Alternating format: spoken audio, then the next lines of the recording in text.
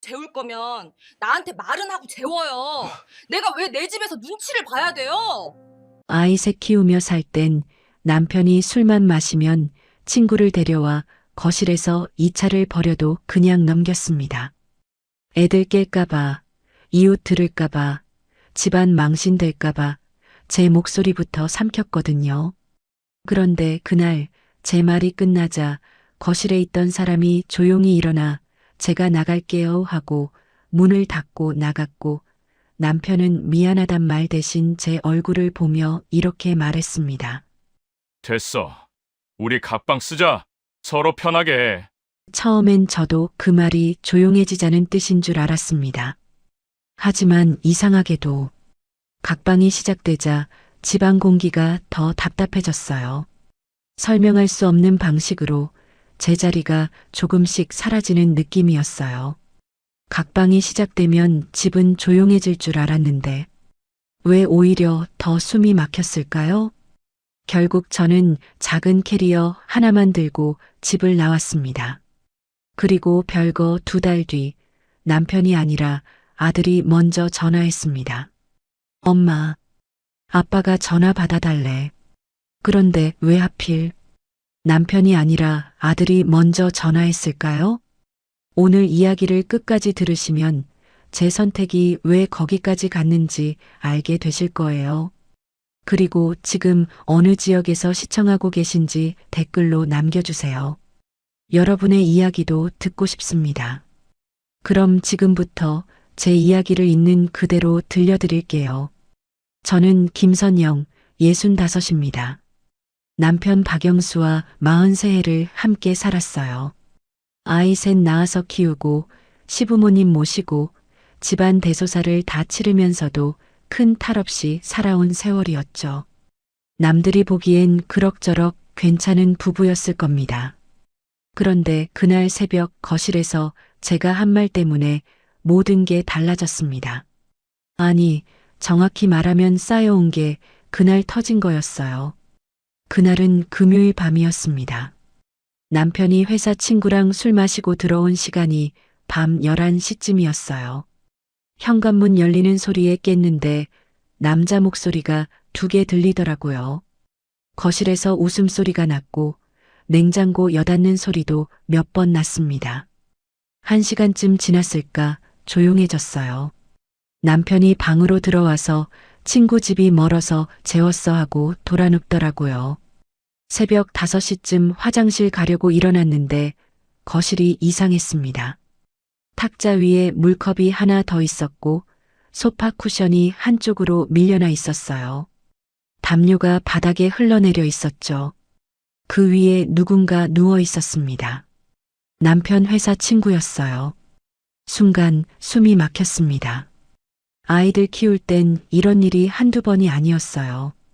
그때마다 저는 참았습니다. 애들 깰까봐, 남편 체면 깎일까봐, 집안에 말 나올까봐요. 그런데 그날은 달랐습니다. 아이들은 이미 다 장가 시집 갔고 집엔 저희 둘뿐이었거든요. 그런데 왜 제가 제 집에서 눈치를 봐야 하나 그 생각이 목까지 올라왔습니다.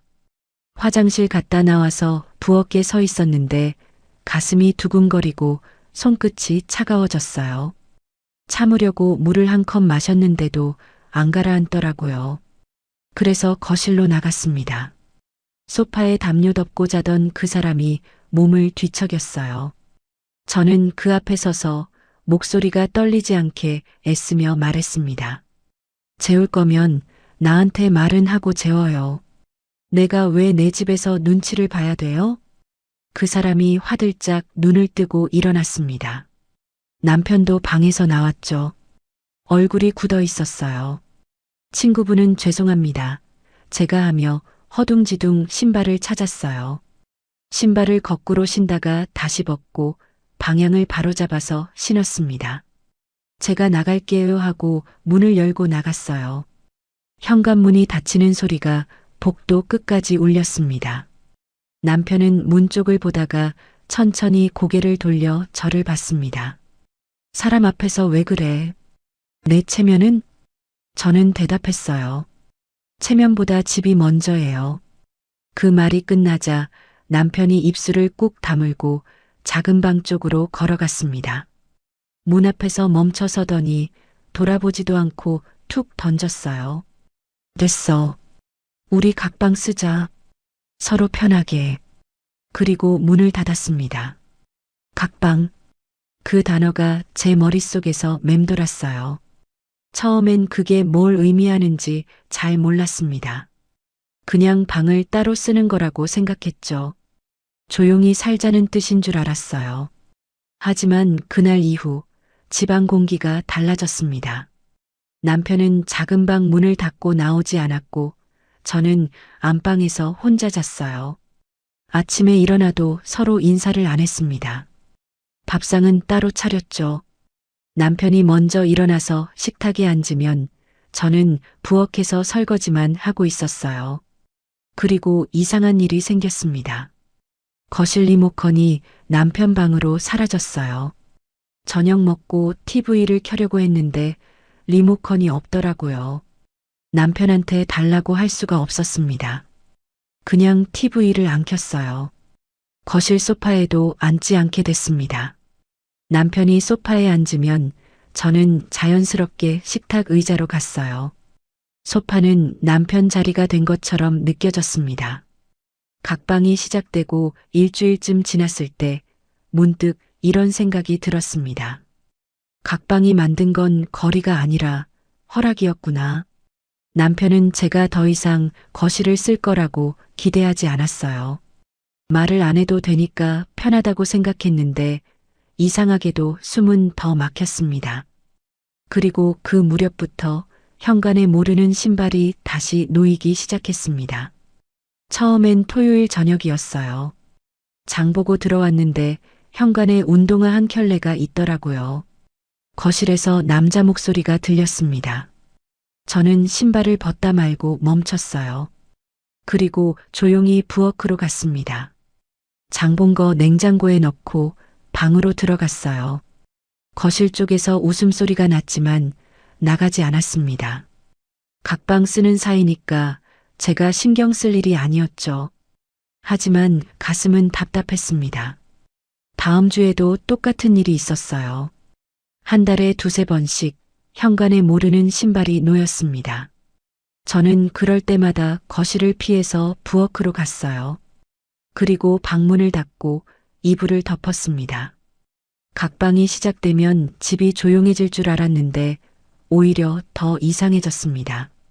각방이 시작되면 집은 정말 조용해질까? 아니면 더 이상해질까?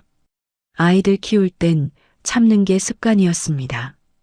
첫째가 초등학교 3학년 다닐 때였어요.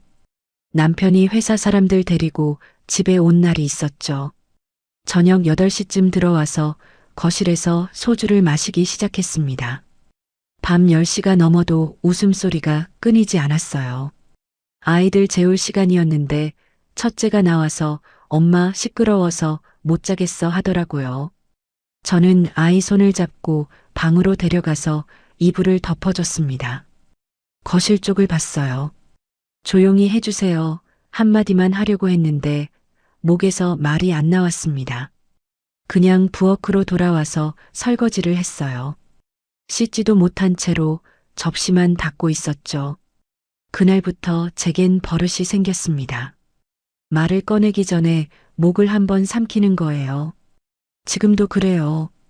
말하기 전에 목을 삼키는 습관이 남아 있습니다. 아이들 다 키우고 나니까 이젠 괜찮아질 줄 알았어요. 애들 눈치 안 봐도 되고 집에 저희 둘밖에 없으니까 제 말을 해도 되는 줄 알았죠. 그런데 오히려 더 말이 안 나왔습니다. 각방 시작하고 한 달쯤 지났을 때였습니다. 아침에 일어나서 식탁에 앉았는데 반찬통 뚜껑이 덜 닫혀 있더라고요. 어제 저녁에 제가 분명히 닫았는데 말이죠.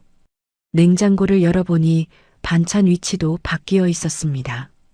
남편이 밤에 뭔가 꺼내 먹었거나 누군가 다녀간 거였어요. 점심때 남편이 아무렇지 않게 말했습니다. 어제 친구가 집이 좋다더라. 저는 젓가락을 내려놓았어요. 밥을 삼키려고 했는데 목이 막혔습니다. 물을 한 모금 마시고 나서야 겨우 숨이 쉬어졌어요. 그런데 말은 안 나왔습니다. 그냥 고개만 끄덕였죠. 그날 오후 장 보러 나갔다가 엘리베이터에서 같은 층 사는 분을 만났어요. 인사를 했는데 그분이 눈을 피하면서 툭 던지듯 말했습니다.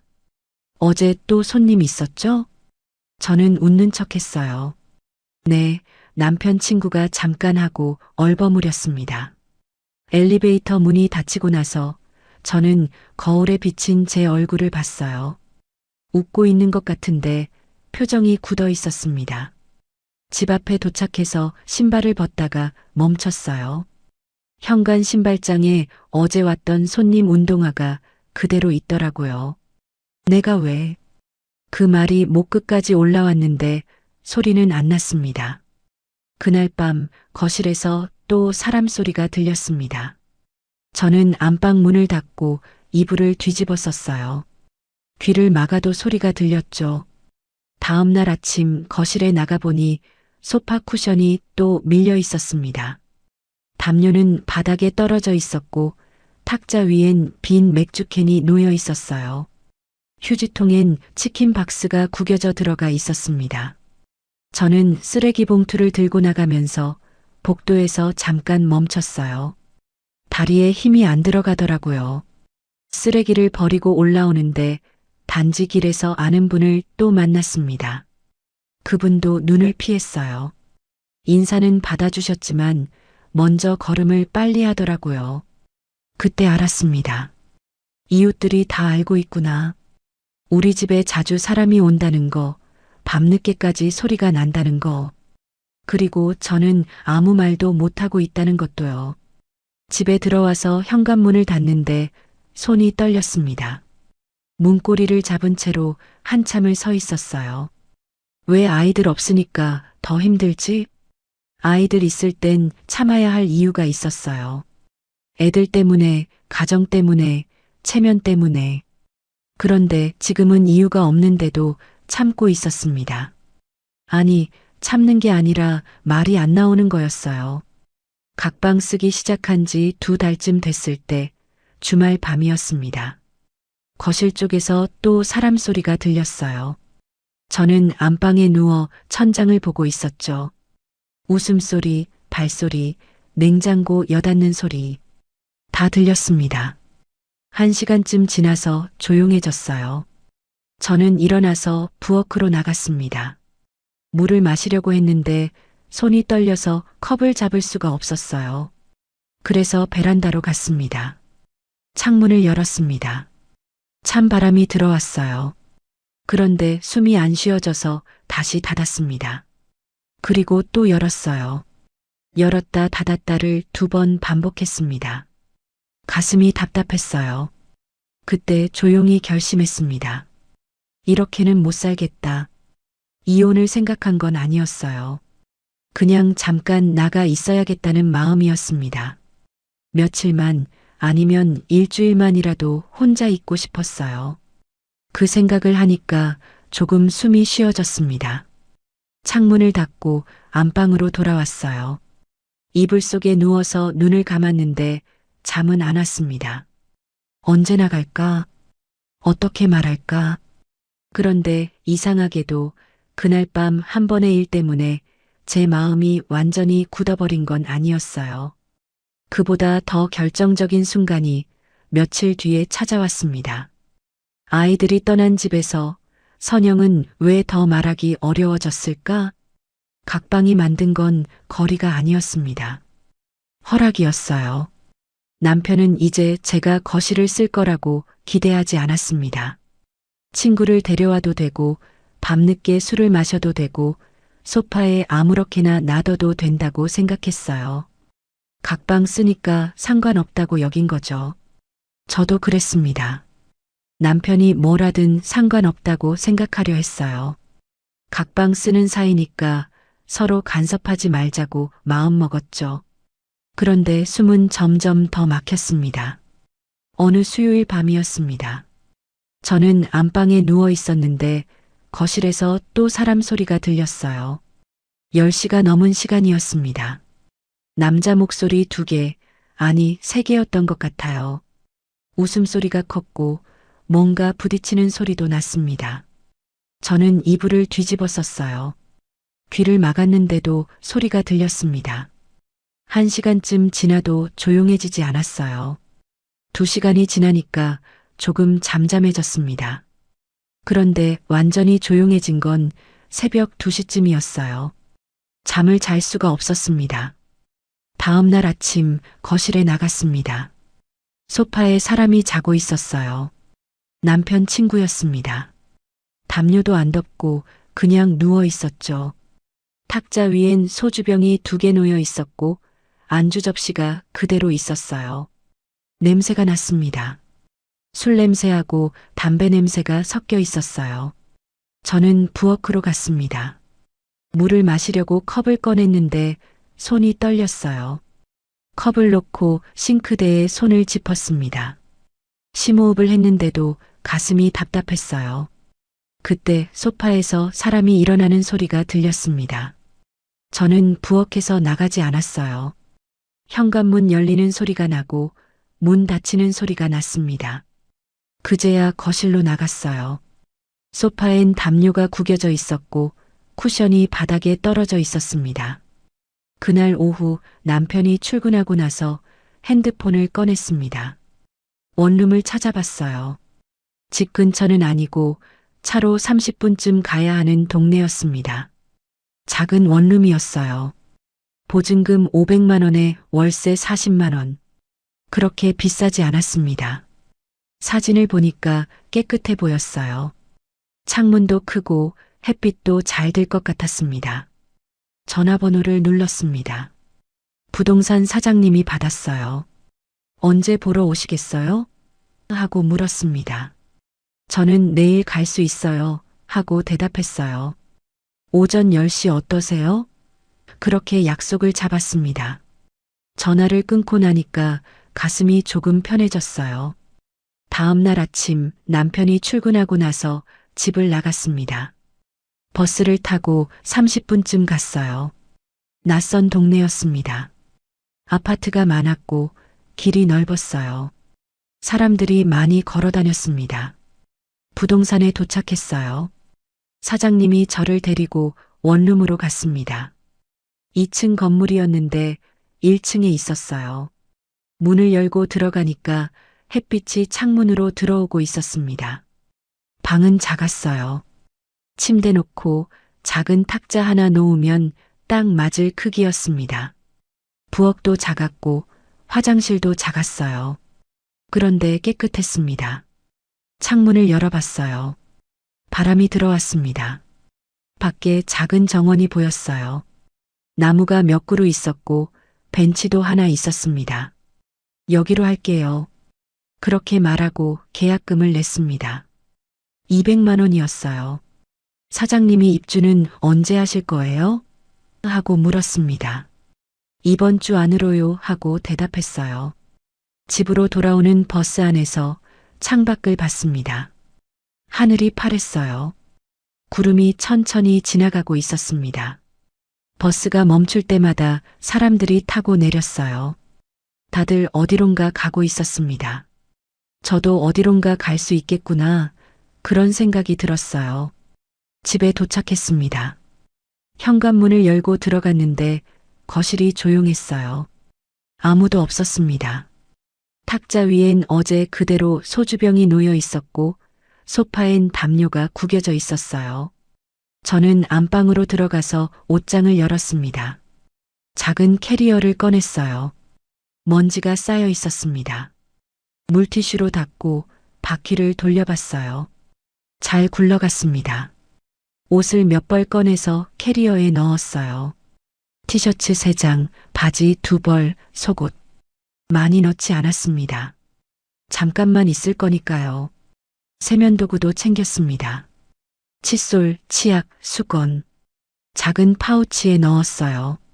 그리고 창가에 앉아서 밖을 봤습니다. 언제 나갈까? 어떻게 말할까? 그 생각을 하면서 한참을 앉아 있었어요. 그날 저녁 남편이 들어왔을 때 저는 아무 말도 하지 않았습니다. 밥상을 차리고 밥을 먹고 설거지를 했어요. 남편도 아무 말 안 했습니다. 그리고 이틀 뒤 금요일 밤에 그 일이 벌어졌습니다. 남편이 또 친구를 데려왔어요. 10시가 넘은 시간이었습니다. 이번엔 친구가 2명이었어요. 거실에서 웃음소리가 컸고 소리가 밤 12시가 넘어서까지 계속됐습니다. 저는 안방에 누워서 천장을 봤어요. 새벽 1시쯤 됐을 때 복도에서 발소리가 들렸습니다. 화장실 가는 소리였어요. 물 내리는 소리도 들렸고 다시 거실로 가는 발소리도 들렸습니다. 그리고 또 웃음소리가 났어요. 새벽 2시가 넘어서야 조용해졌습니다. 저는 눈을 감았는데 잠은 안 왔어요. 그냥 천장을 보면서 아침까지 기다렸습니다. 아침 6시쯤 일어나서 거실로 나갔어요. 소파에 사람 2명이 자고 있었습니다. 한 명은 담요를 덮고 있었고 한 명은 그냥 누워 있었어요. 탁자 위엔 소주병이 4개, 맥주캔이 6개 놓여 있었습니다. 안주 접시도 여러 개 있었고 바닥엔 휴지가 떨어져 있었어요. 저는 부엌으로 가서 물을 마셨습니다. 그리고 안방으로 돌아와서 캐리어를 꺼냈어요. 준비해둔 캐리어였습니다. 옷이 들어 있었고 세면도구도 들어 있었어요. 남편한테 말해야 한다고 생각했습니다. 그냥 나가면 안 된다고요. 하지만 어떻게 말해야 할지 몰랐어요. 그래서 간단하게만 말하기로 했습니다. 나 잠깐 나가 있을게. 그것만 하면 된다고 생각했어요. 토요일 아침 9시쯤 남편이 일어났습니다. 거실에서 소파 소리가 났고 친구들이 일어나는 소리도 들렸어요. 현관문 열리는 소리가 2번 났습니다. 친구들이 나간 거였어요. 저는 캐리어를 현관으로 끌고 나갔습니다. 남편이 소파에 앉아 있었어요. 머리가 헝클어진 채로 TV를 보고 있었습니다. 저는 캐리어 손잡이를 잡고 남편을 봤습니다. 이제 말할 시간이었어요. 선영은 어떤 한 번의 밤 때문에 집을 나갈 생각을 굳혔을까? 나 잠깐 나가 있을게. 목소리가 떨리지 않게 하려고 애썼어요. 남편이 고개를 돌려 저를 봤습니다. 표정이 굳어 있었어요. 어디? 물음표 없이 그냥 그렇게 말했습니다. 저는 대답했어요. 원룸 하나 얻었어요. 거기서 좀 있을게요. 남편이 아무 말도 안 했습니다. 그냥 저를 봤어요. 눈빛이 이상했습니다. 화난 것도 아니고 놀란 것도 아니고 그냥 멍한 것 같았어요. 얼마나? 또 그렇게 짧게 물었습니다. 저는 캐리어 손잡이를 더 세게 잡았어요. 모르겠어요. 한 달쯤? 좀 혼자 있고 싶어요. 남편이 고개를 돌려 TV를 봤습니다. 더 이상 아무 말도 안 했어요. 저는 현관문을 열었습니다. 문을 나서는데 뒤에서 아무 소리도 안 들렸어요. 남편이 따라 나오지 않았습니다. 저는 문 손잡이를 끝까지 잡고 있다가 조용히 누웠어요. 문이 닫혔습니다. 복도를 걸어서 엘리베이터를 탔어요. 거울에 비친 제 모습을 봤습니다. 얼굴이 창백했어요. 손에 힘을 주고 캐리어를 잡고 있었습니다. 1층에 내려서 밖으로 나갔어요.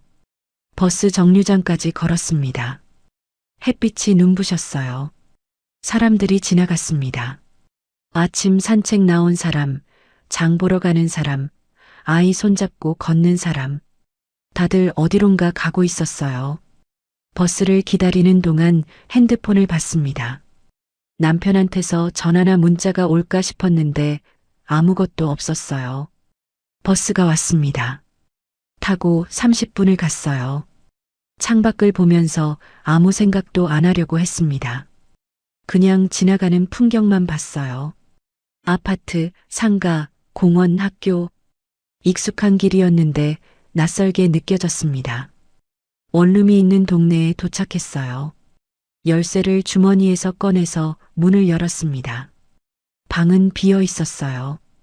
햇빛이 창문으로 들어오고 있었습니다. 캐리어를 끌고 들어가서 문을 닫았어요. 조용했습니다. 너무 조용해서 귀가 멍한 것 같았어요. 제가 숨 쉬는 소리까지 들렸습니다. 창문을 열었어요. 바람이 들어왔고 밖에서 새소리가 들렸습니다. 나무 사이로 바람이 지나가는 소리도 났어요. 저는 바닥에 앉았습니다. 그리고 한참을 그냥 앉아 있었어요. 울어야 할 것 같았는데 눈물은 안 났습니다. 그냥 멍하니 창밖을 봤어요. 정원에 나무가 흔들리고 벤치에 할머니 한 분이 앉아 계셨습니다. 1시간쯤 지나서 일어났어요. 캐리어를 열고 옷을 꺼냈습니다. 옷장이 없어서 벽에 걸었어요. 티셔츠, 바지, 속옷. 많지 않았습니다. 세면도구는 화장실에 놓았어요. 칫솔, 치약, 수건. 그게 다였습니다. 그러고 나니까 점심때가 됐어요. 밥을 먹어야 하는데 식욕이 없었습니다. 그래도 뭔가 먹어야 할 것 같아서 밖에 나갔어요. 편의점에 가서 김밥 하나 샀습니다. 돌아와서 식탁에 앉아 먹었어요. 김밥을 한 입 베어 물었는데 목으로 안 넘어갔습니다. 억지로 삼켰어요. 밥만 먹고 나머지는 냉장고에 넣었습니다. 저녁때가 됐습니다. 마트에 가서 장을 봤어요. 라면, 계란, 김치, 우유, 식빵. 많이 사지 않았습니다. 비닐봉투 하나에 다 들어갔어요. 계산하고 나오는데 옆에서 부부가 장을 보고 있었습니다. 장바구니에 이것저것 담으면서 이거 살까? 응, 사자 그렇게 이야기하더라고요. 저는 고개를 돌리고 밖으로 나왔습니다. 집으로 돌아와서 라면을 끓였어요. 계란을 하나 넣고 김치도 조금 넣었습니다. 냄비째로 식탁에 놓고 먹었어요. 라면을 먹는데 비닐봉투 접는 소리가 방 안에서 크게 들렸습니다. 제가 숨 쉬는 소리도 들렸어요. 젓가락 소리, 국물 마시는 소리 다 들렸습니다. 너무 조용했어요. 밥을 다 먹고 설거지를 했습니다. 냄비 하나, 젓가락 하나. 금방 끝났어요. 그리고 또 할 일이 없었습니다. TV가 없었어요. 핸드폰을 꺼내서 뉴스를 봤습니다. 그런데 집중이 안 됐어요. 그냥 창밖만 봤습니다. 밤 9시쯤 됐을 때 핸드폰이 울렸습니다. 큰애였어요. 아들이었습니다. 전화를 받았어요. 엄마, 어디야? 목소리가 급했습니다. 저는 대답했어요. 원룸 하나 얻어서 나와 있어. 왜? 무슨 일 있어? 아니, 그냥 좀 혼자 있고 싶어서. 아들이 잠깐 말이 없었어요. 그러다가 물었습니다. 아빠 알아? 응, 말하고 나왔어. 아빠가 전화했어. 엄마 나갔다고.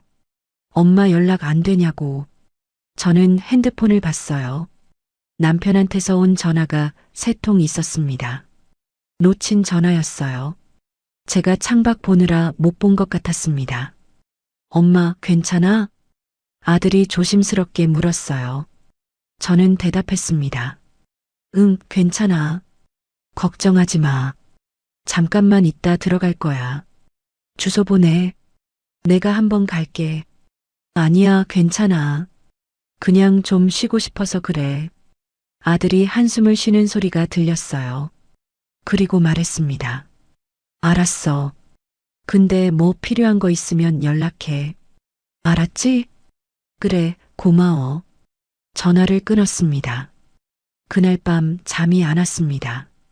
원룸은 밝고 조용했어요. 너무 조용했습니다.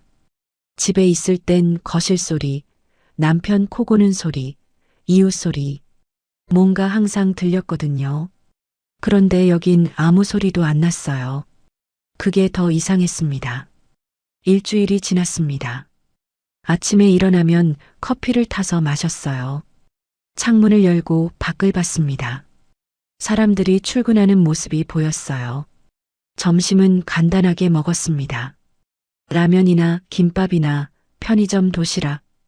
혼자 먹으니까 뭘 해먹을 기운이 안 났어요. 저녁도 마찬가지였습니다. 밥을 먹다가 젓가락을 멈추고 국만 떠먹을 때가 많았어요. 아이들 키울 때도 이렇게는 안 외로웠는데 그런 생각이 스쳤습니다. 아이들 키울 땐 바빴거든요. 할 일이 많았어요. 그런데 지금은 할 일이 없었습니다. 한 달이 지났습니다. 큰애가 한번 찾아왔어요. 과일하고 반찬을 들고 왔습니다. 문을 열고 들어와서 방을 둘러봤어요. 여기서 혼자 지내? 응, 좁네. 혼자 있기엔 괜찮아. 아들이 과일을 냉장고에 넣으면서 물었습니다. 아빠는? 모르겠어. 연락 안 했어. 엄마, 언제까지 이렇게 있을 거야? 저는 대답하지 못했어요. 언제까지인지 저도 몰랐거든요. 그냥 어깨를 으쓱했습니다. 아들이 한숨을 쉬고 갔어요. 그 무렵 남편 집에서 이상한 일이 벌어지기 시작했습니다. 둘째한테 전화가 왔어요. 저녁 8시쯤이었습니다. 엄마 아빠 집에 민원 들어왔대. 민원? 응. 아래층에서 항의했대. 밤에 시끄럽다고. 문 쾅쾅 닫는다고. 가슴이 철렁했습니다. 관리사무소에서 전화 왔대. 아빠가 사과하러 내려갔다는데 저는 할 말이 없었어요. 그냥 그래, 알았어 하고 전화를 끊었습니다.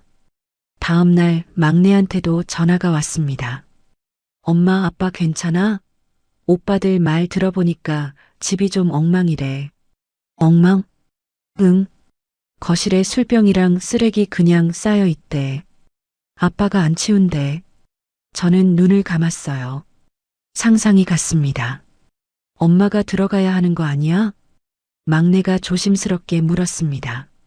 저는 대답했어요. 아직은 좀 더 있고 싶어.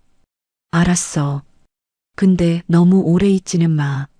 전화를 끊고 나니까 마음이 복잡했습니다. 제가 없으니까 집이 무너지고 있었어요. 그런데 이상하게도 돌아가고 싶지는 않았습니다. 2달째가 됐을 때 큰애한테 또 전화가 왔어요. 엄마 아빠가 이상해. 목소리가 떨려. 떨려? 응. 전화했는데 뭔가 겁먹은 것처럼 말해. 집이 무섭다고 그러더라. 저는 핸드폰을 귀에서 떼고 한참을 멍하니 있었어요. 집이 무섭다. 남편이 그런 말을 했다니. 엄마 아빠한테 전화 좀 해봐. 제발. 큰애가 간절하게 말했습니다. 저는 알았어 하고 전화를 끊었어요. 그리고 핸드폰을 내려다봤습니다. 남편한테 전화를 걸어야 하나. 2달 동안 한 번도 통화 안 했는데 지금 전화하면 뭐라고 해야 하나? 창밖을 봤습니다. 해가 지고 있었어요. 하늘이 주황빛으로 물들어 있었습니다. 영수는 왜 그때부터 선영에게 전화하지 못했을까? 그때 핸드폰이 울렸습니다. 큰애였어요. 다시 전화한 거였습니다. 전화를 받았어요. 엄마. 목소리가 조금 급했습니다. 응. 아빠가 엄마한테 전화 받아달래. 저는 핸드폰을 꽉 쥐었어요. 가슴이 두근거렸습니다. 왜 아빠가 직접 안 해? 물어보고 나서 이상했어요. 남편이 왜 직접 전화를 안 하고 아들을 통해서 하는 걸까? 아들이 잠깐 망설이는 소리가 들렸습니다. 숨 쉬는 소리만 들렸어요. 아빠가 자기가 먼저 하면 말이 안 나온대. 엄마가 화낼까봐. 그 말을 듣는 순간 뭔가 이해가 됐습니다. 남편도 저처럼 말이 안 나오는 거였어요. 2달 동안 혼자 지내면서 제가 왜 나갔는지 알았을 거예요. 그런데 직접 전화할 용기가 안 났던 거죠. 체면 때문에요. 무너진 걸 들킬까 봐요. 그래서 아들을 세운 겁니다. 완충으로요. 엄마, 전화 받아줘. 아빠 진짜 이상해. 아들이 간절하게 말했어요. 저는 한숨을 쉬고 대답했습니다. 알았어. 바꿔줘. 고마워, 엄마. 전화기 건네는 소리가 들렸어요. 뭔가 속삭이는 소리도 들렸습니다. 그러고 나서 남편 목소리가 들렸어요. 여보. 목소리가 떨렸습니다. 제가 들어본 남편 목소리 중에 가장 작은 소리였어요. 응. 짧게 대답했습니다. 남편이 숨을 길게 내쉬는 소리가 들렸어요. 말이 끊겼습니다. 한참을 그러더니 다시 말했어요. 집이 무서워. 그 말을 듣는 순간 가슴이 철렁했습니다. 남편이 무섭다고 말한 적이 없었거든요. 43해 동안 한 번도요. 남편은 항상 괜찮다고, 문제없다고 그렇게 말하던 사람이었어요. 무슨 일 있어? 물었습니다. 남편이 또 한숨을 길게 쉬었어요.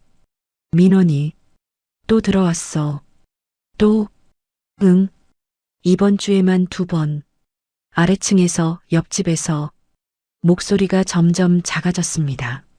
저는 아무 말 안 하고 들었어요. 밤에 문 닫는 소리가 크다고, 복도에서 시끄럽다고, 관리사무소에서 계속 전화와. 그래서 내려가서 사과했어. 2번 다. 아래층 집 초인종 눌러서 직접 사과했어. 남편이 말을 이었습니다. 그런데 친구들이 알았어. 누가 말했나 봐. 또 민원 났냐? 그렇게 물어. 웃으면서. 목소리에 힘이 없었어요. 그리고 말이 또 끊겼습니다. 울먹이는 것 같았어요. 형수 없으니까 집이 호텔이네. 그렇게 말하는 놈도 있었어. 웃으면서. 농담처럼. 저는 눈을 감았습니다. 상상이 갔어요. 지난주에는 친구 하나가 와서 냉장고 막 뒤적였어. 내가 화장실 간 사이에 반찬통 열어보고 맥주 꺼내 마시고 소파에 뻗어 자다가 새벽에 문 쾅 닫고 나갔어. 인사도 없이. 남편 목소리가 완전히 떨렸습니다. 그때 알았어.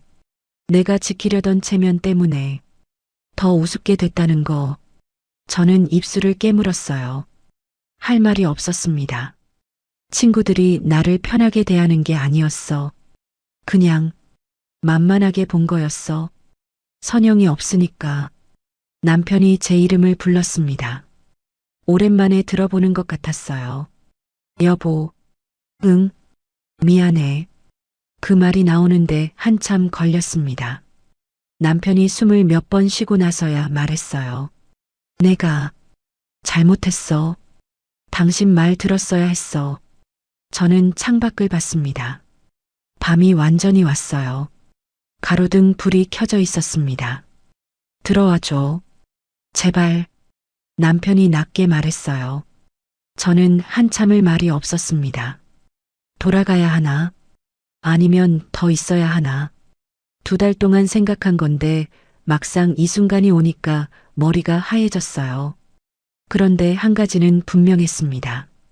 돌아간다면 예전처럼은 안 산다는 거요. 들어갈게. 짧게 대답했습니다. 남편이 숨을 후하고 내쉬는 소리가 들렸어요. 고마워. 정말 고마워. 대신 제가 말을 이었습니다. 이번엔 내 기준대로. 남편이 잠깐 말이 없었어요. 그러다가 대답했습니다. 그래. 뭐든지. 당신이 정해. 알았어. 전화를 끊었습니다. 핸드폰을 내려놓고 한참을 앉아 있었어요. 가슴이 두근거렸습니다. 돌아간다. 집으로요. 그런데 이번엔 다르게 살 거예요. 다음 날 짐을 쌌습니다. 많지 않았어요. 캐리어 하나에 다 들어갔습니다. 옷 몇 벌, 세면도구, 그게 다였죠. 방을 둘러봤어요. 2달 살았던 방이었습니다. 외롭기도 했고, 조용하기도 했고, 그래도 제 숨을 쉴 수 있었던 공간이었어요.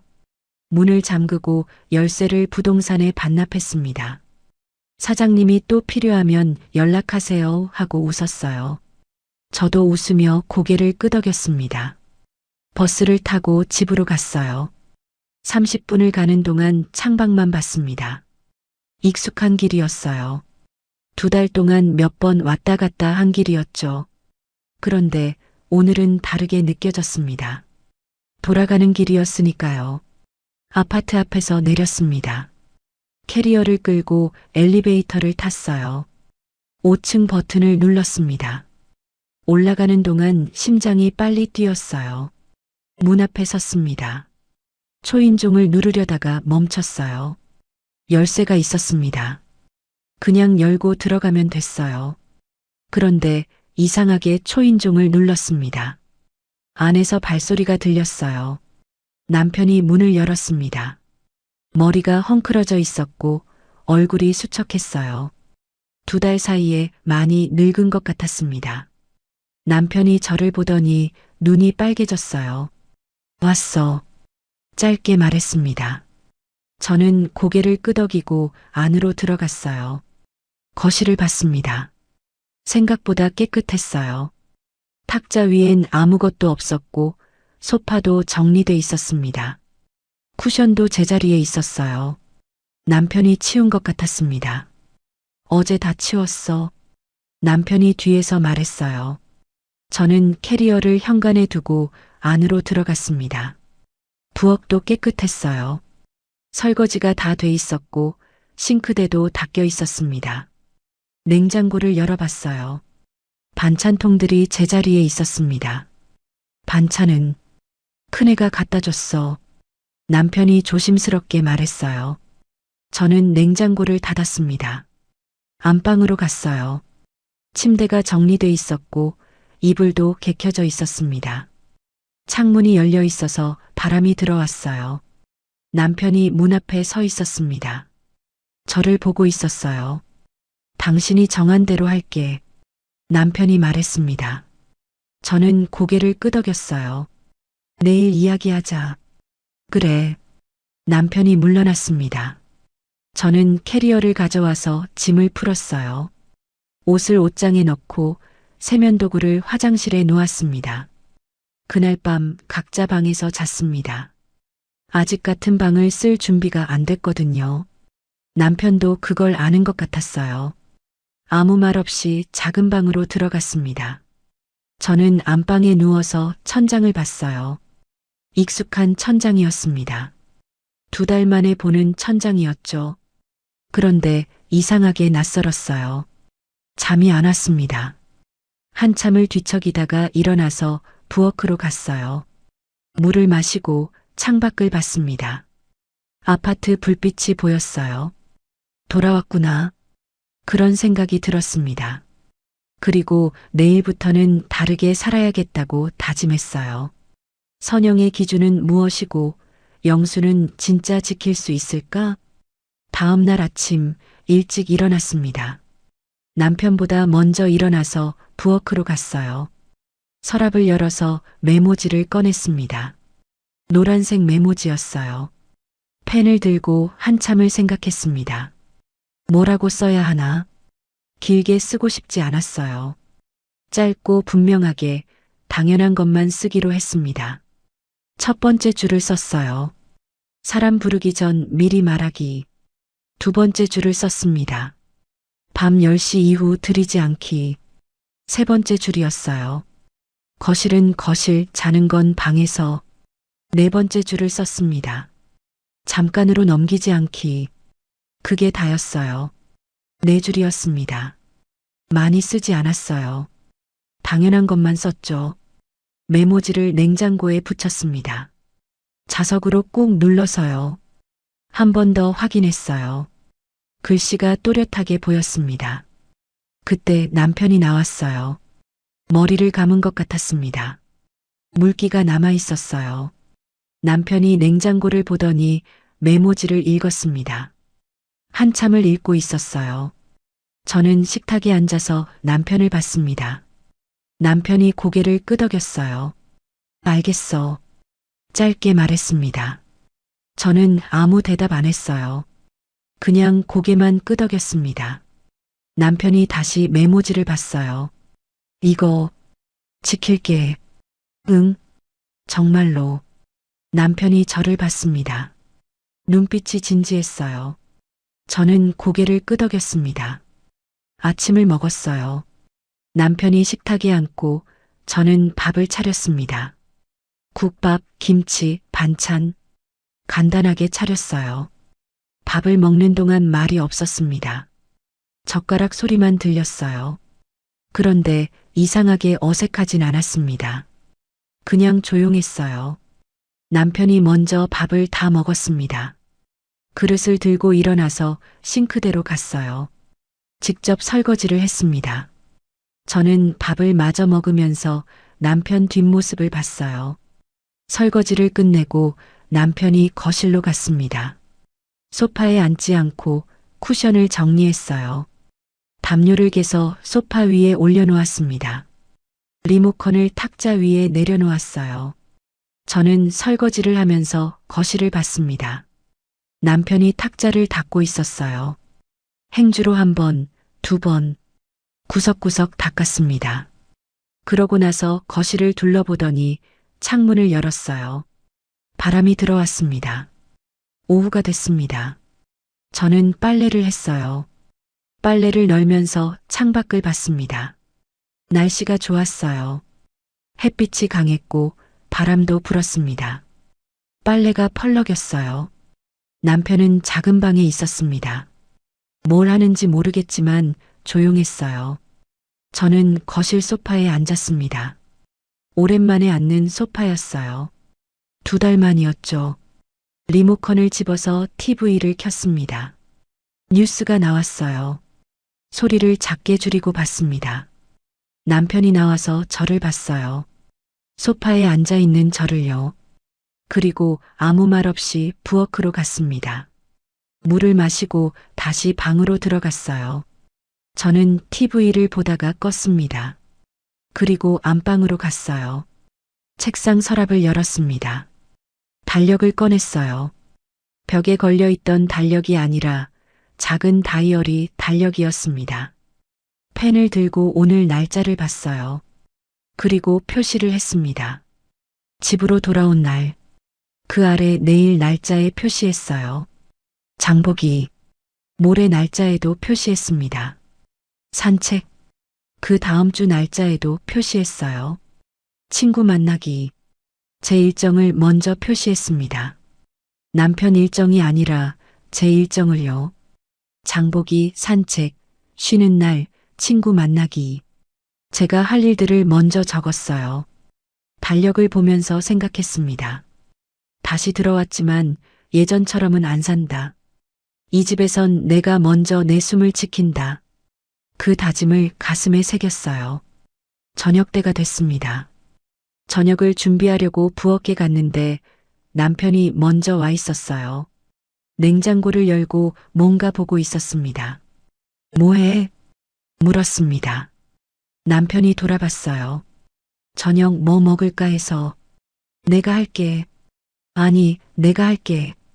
당신 쉬어. 남편이 그렇게 말했어요. 저는 잠깐 멈칫했습니다. 남편이 저녁을 한다고요? 할 줄 알아? 라면 정도는. 남편이 웃었어요. 오랜만에 보는 웃음이었습니다. 저도 따라 웃었어요. 그럼 같이 하자. 그래. 둘이서 저녁을 준비했습니다. 남편이 파를 썰고 저는 국을 끓였어요. 남편이 상을 차리고 저는 반찬을 꺼냈습니다. 식탁에 앉아서 밥을 먹었어요. 이번엔 조금 말을 했습니다. 국 맛있네. 남편이 말했어요. 응. 파를 잘 썬 건가? 남편이 웃었습니다. 저도 웃었어요. 그래, 당신 덕분이야. 그렇게 농담을 주고받았습니다. 이상하게 어색하지 않았어요. 오히려 편했습니다. 저녁을 다 먹고 설거지를 했어요. 남편이 그릇을 닦고 저는 물기를 닦았습니다.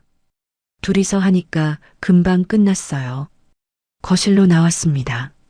남편이 소파에 앉고 저도 소파에 앉았어요. 남편이 리모컨을 저한테 건넸습니다. 당신이 켜. 괜찮아. 같이 보자. TV를 켰어요. 예능 프로그램이 나왔습니다. 둘이서 봤어요. 남편이 웃고 저도 웃었습니다. 1시간쯤 보다가 남편이 일어났어요. 나 먼저 들어갈게. 그래. 남편이 작은 방으로 들어갔습니다. 저는 TV를 끄고 안방으로 갔어요. 이불 속에 누워서 천장을 봤습니다. 오늘 하루가 지나갔어요. 집으로 돌아온 첫날이었습니다. 생각보다 괜찮았어요. 남편이 노력하는 게 보였고 저도 조금씩 마음을 열었습니다. 아직 완전히 예전으로 돌아간 건 아니지만 조금씩 나아지는 것 같았어요. 눈을 감았습니다. 잠이 왔어요.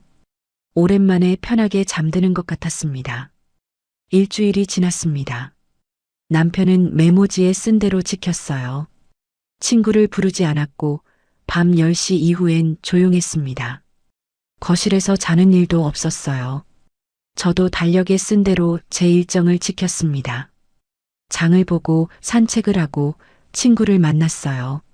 남편 눈치를 보지 않았습니다. 어느 토요일 저녁이었습니다.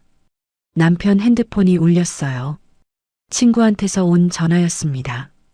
남편이 전화를 받았어요. 응. 아, 오늘? 미안, 오늘은 안 돼. 남편이 그렇게 말했습니다. 저는 부엌에서 설거지를 하면서 들었어요. 집에 일 있어서. 다음에 보자. 응, 밖에서. 전화를 끊는 소리가 들렸습니다. 저는 설거지를 마저 했어요. 남편이 부엌으로 왔습니다. 친구가 오자고 했는데 거절했어. 응, 들었어. 앞으로도 집엔 안 부를게. 밖에서 만날게. 남편이 조심스럽게 말했어요. 저는 고개를 끄덕였습니다. 고마워. 아니, 당연한 거지. 남편이 웃었어요. 저도 웃었습니다. 그날 밤 저는 달력을 다시 봤어요. 앞으로 한 달 일정이 적혀 있었습니다. 제 일정이요. 그리고 한 가지 더 표시했습니다. 다음 주 토요일에요. 남편이랑 영화 보기. 작게 적었어요. 남편한테 물어보지 않고 먼저 적었습니다. 내일 물어볼 생각이었어요. 창밖을 봤습니다. 달이 떠 있었어요. 밝은 달이었습니다. 이 집에서 다시 시작하는 거예요. 예전처럼은 아니지만 새롭게요. 제가 먼저 제 자리를 지키면서요. 숨을 깊게 들이마셨습니다. 공기가 폐 안으로 들어왔어요. 막히지 않았습니다. 창문을 열었어요. 바람이 들어왔습니다. 시원한 바람이었어요. 43해를 살았지만 지금부터가 진짜 시작인 것 같았습니다. 제 목소리를 내면서 사는 삶이요. 한 달이 더 지났습니다. 남편은 약속을 잘 지켰어요. 친구를 집에 부르지 않았고 밤엔 조용했습니다. 거실도 함께 썼고 설거지도 같이 했어요. 저도 제 일정대로 살았습니다. 혼자 나가고 싶을 땐 나갔고 쉬고 싶을 땐 쉬었어요. 남편한테 허락받지 않았습니다. 그냥 말만 하고 나갔어요. 오늘 친구 만나. 그래, 다녀와. 그렇게 간단하게요. 어느 날 엘리베이터에서 5호에 사는 분을 만났습니다. 예전에 어제 또 손님 있었죠? 하고 물었던 그분이었어요. 인사를 했습니다. 그분도 인사를 받았어요. 그리고 말했습니다. 요즘 조용하시네요. 네. 좋네요. 그분이 웃었어요. 저도 웃었습니다. 엘리베이터에서 내려서 집으로 들어갔어요. 남편이 거실에서 TV를 보고 있었습니다. 저를 보고 웃었어요. 다녀왔어? 응. 저는 신발을 벗고 거실로 갔습니다. 소파에 앉아서 TV를 봤어요. 남편 옆에 앉았습니다. 뭐 봐? 뉴스? 그래. 그렇게 둘이서 TV를 봤어요. 편했습니다. 밤이 됐습니다. 10시가 됐어요. 남편이 일어나서 창문을 닫았습니다. 그리고 거실 불을 껐어요. 먼저 들어갈게. 그래. 남편이 방으로 들어갔습니다. 작은 방이 아니라 안방으로요. 저도 안방으로 갔어요. 남편이 이불을 정리하고 있었습니다. 저는 세수를 하고 나와서 침대에 누웠어요. 남편도 누웠습니다. 옆에요. 잘 자. 응, 잘 자. 불을 껐어요. 어두워졌습니다. 남편 숨소리가 들렸어요. 천천히 고르게 숨 쉬는 소리였습니다. 저도 숨을 쉬었어요. 편하게요. 잠이 왔습니다. 다음 날 아침 일찍 일어났어요. 남편보다 먼저요. 부엌으로 가서 물을 마셨습니다. 창밖을 봤어요. 해가 떠오르고 있었습니다. 새로운 하루였어요. 냉장고에 붙어 있는 메모지를 봤습니다. 노란색 메모지였어요. 네 줄이 적혀 있었죠. 사람 부르기 전 미리 말하기. 밤 10시 이후 들이지 않기. 거실은 거실, 자는 건 방에서. 잠깐으로 넘기지 않기. 아직도 거기 붙어 있었습니다. 남편도 저도 떼지 않았어요. 그냥 두기로 했습니다. 잊지 않기 위해서요. 커피를 내렸습니다. 남편 것도 같이요. 컵 2개를 준비했어요. 남편이 일어나서 나왔습니다. 커피 내렸어? 응. 고마워. 남편이 웃으면서 컵을 들었어요. 저도 컵을 들었습니다. 오늘 뭐 해? 남편이 물었어요. 장 보려고. 당신은? 나도 같이 갈까? 그래, 같이 가자. 그렇게 대답했습니다. 같이 장을 보고, 같이 밥을 먹고, 같이 설거지를 하는 하루였어요. 특별할 것 없는 평범한 하루였습니다. 그런데 이 평범함이 좋았어요. 다음 술자리 영수는 약속을 지킬까? 그날이 진짜 첫 시험이다. 오늘 이야기 끝까지 들어주셔서 고맙습니다. 구독해 두시면 다음 사연도 과장 없이 있는 그대로 더 친절하게 들려드릴게요. 끝까지 보신 분들은 지금 화면 왼쪽 재생 목록부터 눌러서 같은 흐름의 사연들을 이어서 보세요. 그리고 오른쪽 추천 영상은 이 지옥이 시작된 첫 단추가 더 선명하게 나옵니다. 지금 바로 하나만 눌러주시면 그대로 이어집니다.